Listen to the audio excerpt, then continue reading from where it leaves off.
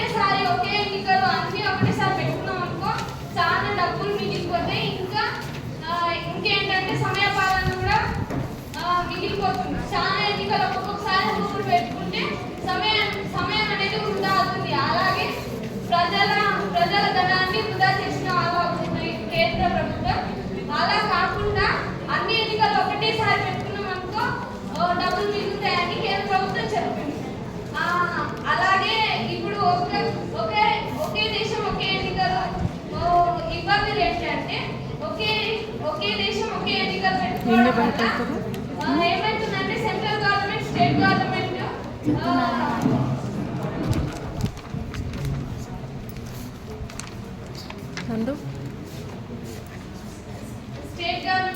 Central government ఒకేసారి ఈ ఎన్నికలు పెట్టుకుంటే ప్రజలు ఏమవుతుందంటే సెంట్రల్ గవర్నమెంట్ వేసిన ఓటు స్టేట్ గవర్నమెంట్ వేసేస్తారు. కానీ స్టేట్ గవర్నమెంట్ లో ఉన్నన్ని పార్టీస్ సెంట్రల్ గవర్నమెంట్ లో ఉండవు. మెయిన్ పార్టీస్ ఒక్కటి సెంట్రల్ గవర్నమెంట్ ఉంటాయి. సెంట్రల్ గవర్నమెంట్ లో ఏ పార్టీస్ ఎక్కువ ఉంటాయంటే బీజేపీ ఉంటుంది, కాంగ్రెస్ ఉంటుంది. ఇవి ఒకటి తెలిసిన పార్టీ. మనకి స్టేట్ గవర్నమెంట్ లో చాలా ఎక్కువ మోతాదులో మనకి ఈ పార్టీస్ అనేది కనిపిస్తాయి. స్టేట్ గవర్నమెంట్ లో కనపడించిన పార్టీలు సెంట్రల్ గవర్నమెంట్ లో కనిపించవు. కాబట్టి అందరూ స్టేట్ గవర్నమెంట్ లో కాంగ్రెస్ వేసి సెంట్రల్ గవర్నమెంట్ లో కాంగ్రెస్ వేస్తారు.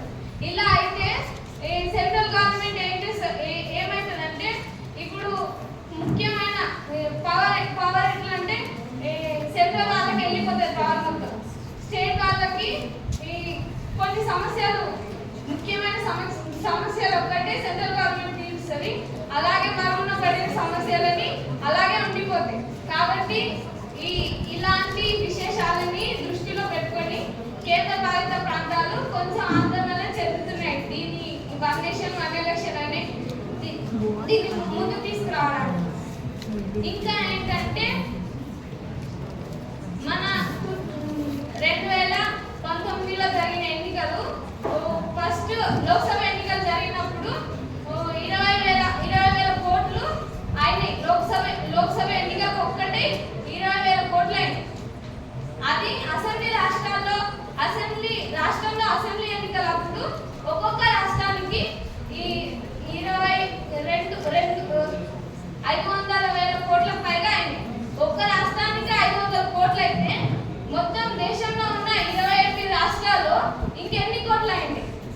వాటితో కలుపుకుంటే మళ్ళీ రాజకీయం వాళ్ళు ఎలక్షన్స్ టైంలో డబ్బులు పంచుతారు, బిర్యానీ ప్యాకెట్ పంచుతారు, మందు పంచుతారు. ఇట్లాంటి వాటికి ఇంకా మొత్తానికి లెక్కేసుకుంటే ఇంకెన్ని డబ్బులు అయింటాయి అని ఆశ్చర్యం. మొత్తం భారతదేశంలో చారిత్రకంగా మన దేశంలో ఎక్కువ అంటే రాయల్ ఎన్నికలు జరిగింది 2019 అని చరిత్రలో నిలిచిపోయింది. దీనికి నేను కన్క్లూజన్ ఏం చెప్పబోతున్నానంటే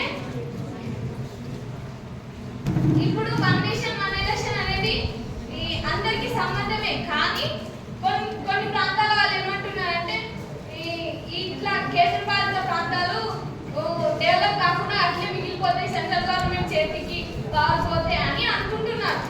అది కాకుండా ఓటేయడానికి మన ఒకే దేశం ఒకే ఎన్నికలు అని ఒకేసారి ఎన్నికలు పెడితే ఏమవుతుందంటే అందరూ ఒకటేసారి ఎన్నికలు వేయడానికి వచ్చినప్పుడు ట్రాన్స్పోర్ట్స్ అనేది సరిపోవు.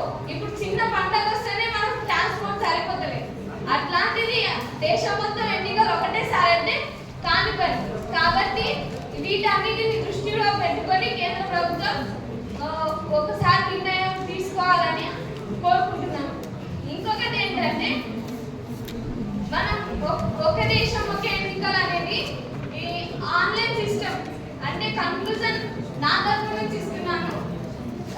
ఆన్లైన్ సిస్టమ్ లో కూడా వన్ నేషన్ వన్ ఎలక్షన్ అనేది ఇట్లాంటిది ఒకటి పెట్టుకుంటే ఎవరు ఎక్కడున్న వాళ్ళు అక్కడే ఓటేయడానికి వీలవుతుంది.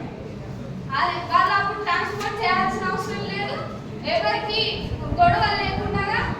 అంటే ఇప్పుడు పోలింగ్ సెంటర్లలో ఎన్నికల సమయంలో చాలా గొడవలు అవుతాయి.